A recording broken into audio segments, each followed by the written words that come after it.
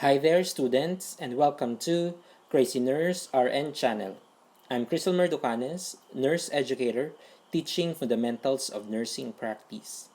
If you have any question or if you want to clarify some gray areas with regard to our topic today, please comment down below.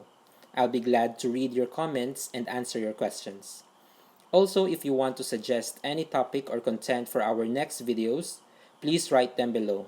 And if you find this YouTube channel useful, please click the subscribe button and hit the notification bell to keep you updated for new video uploads.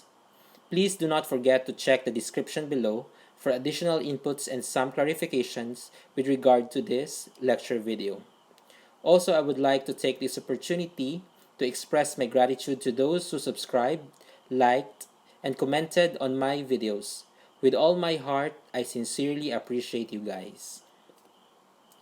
So today our topic is about medication administration. So medication, what is medication? It is a substance administered for diagnosis, cure, treatment, relief, or prevention of disease. It is also called drug. What is chemical name? Also known as generic name. The name which describes the constituents of drugs precisely. So I have here a drug, Benadryl. So the generic name of your Benadryl is diphenhydramine hydrochloride. Okay, so that's the constituents, okay, or the chemical components of your Benadryl. Benadryl is the brand name. What is brand name? The name given to a drug by the manufacturer, so also called as trademark. So in this example, the brand name is Benadryl. Okay. What is pharmacology? It is the study of the effects of drugs on living organisms. Okay. So in pharmacology, we study the action of the medication or the drug, the side effects and adverse effects, and the nursing consideration or nursing responsibilities we perform before, during, and after the administration of your drug. What is posology? The study of dosage or amount of drugs given in the treatment of diseases. So basically, these are this is where you calculate the dosage that will be given to the patient. Okay. Types of doctor's order. So we have a standing order, single order, stat order, and PRN order. So what is standing order? So it is carried out until the specified period of time or until it is discontinued by another order. So standing order is the same as a routine order. So for example, you are giving a particular medication every 8 hours. So your responsibility as a nurse is to give that medication every 8 hours. Okay?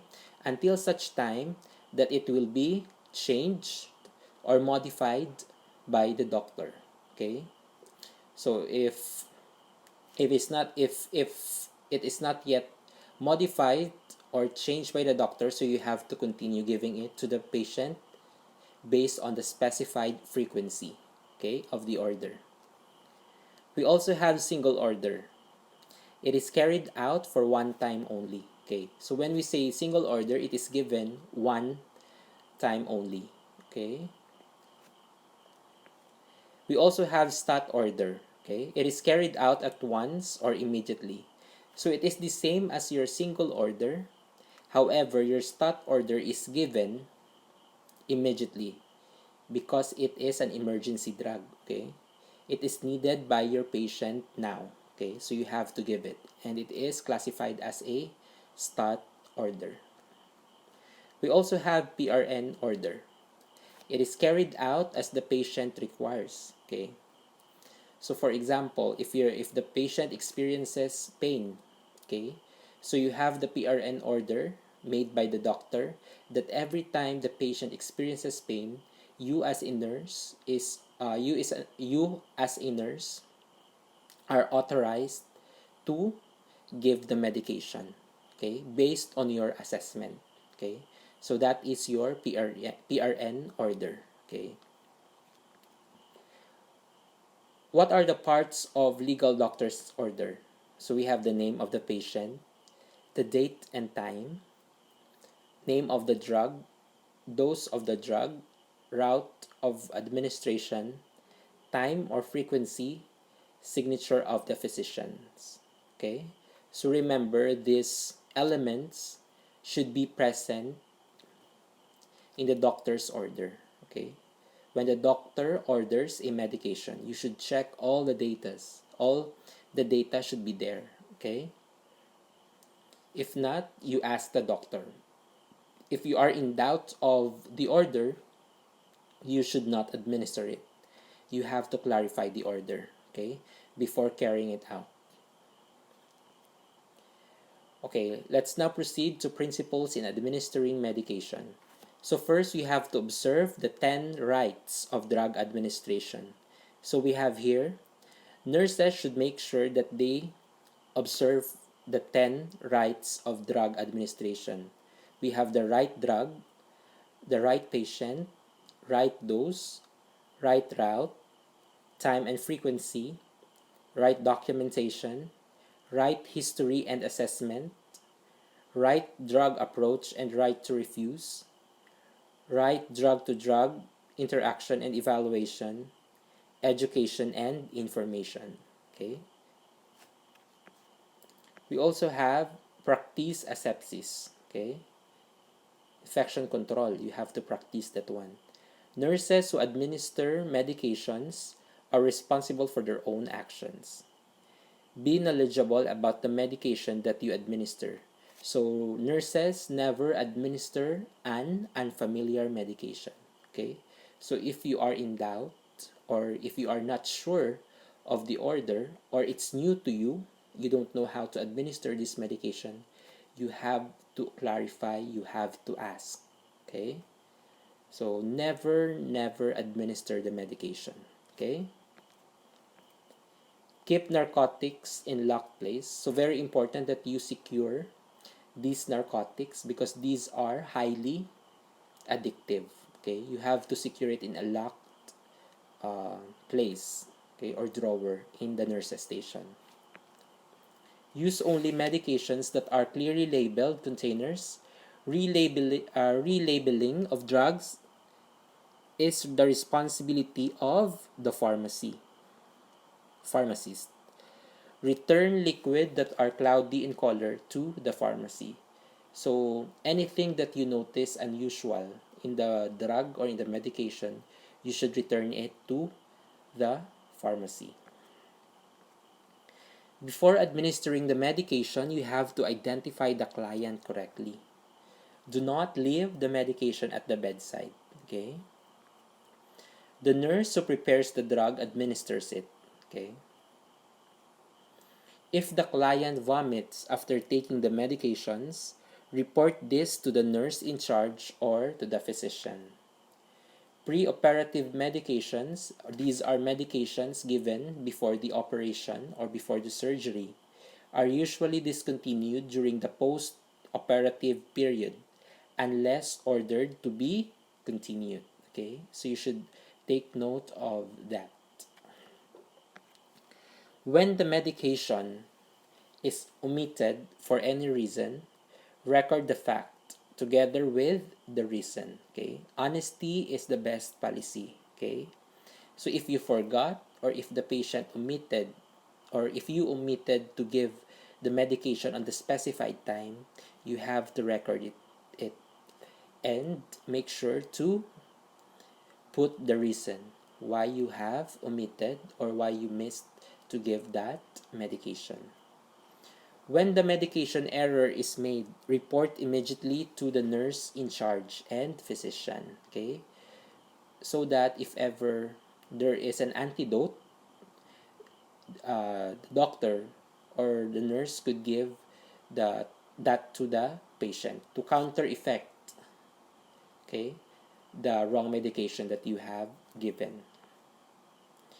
We have routes of drug administration. We have oral, sublingual, buccal, topical, rectal, and parenteral. So we'll be discussing each route in the following slides. Okay. So for your oral, the advantages: it is most convenient, usually less expensive, safe, and does not break skin barrier. Okay. However, there are some disadvantages of your oral medications. Inappropriate for clients with nausea and vomiting. Okay. They might vomit the blood. Okay. They might vomit the medication. Okay. May have unpleasant taste or odor. Okay.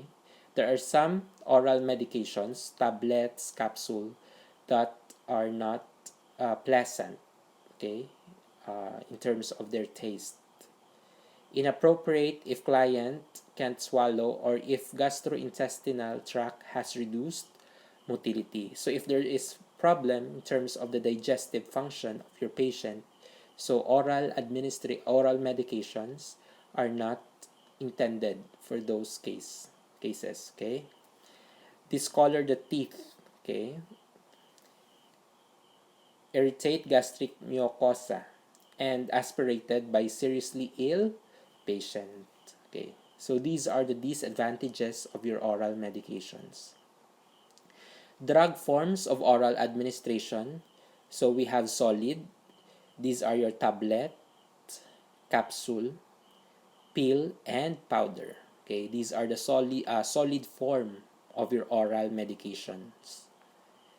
Nurse alert: never crush enteric-coated or sustained release tablets. Okay, crushing enteric-coated will result to mucositis or gastric irritation. Okay, so that could irritate your gastric lining. Okay, so example of your crush of your enteric coated tablet is this one, the orange tablet in the picture here.